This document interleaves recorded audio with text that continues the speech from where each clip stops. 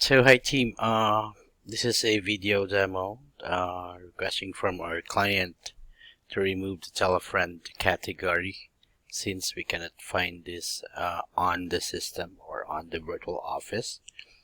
I believe this is a hard-coded also. So I just they are requesting to remove this.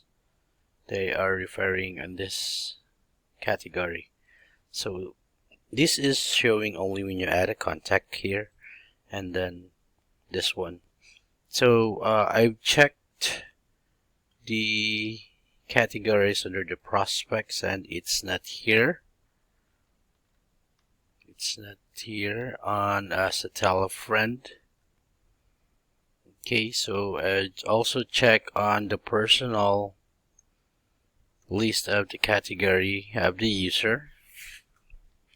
It is not also added.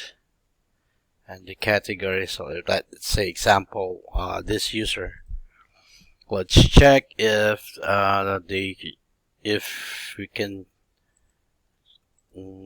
check the telefriend Viva under their personal categories created. So this is the personal list of their personal category, and it is not here. And when you add a contacts, it is always showing even on the admin account.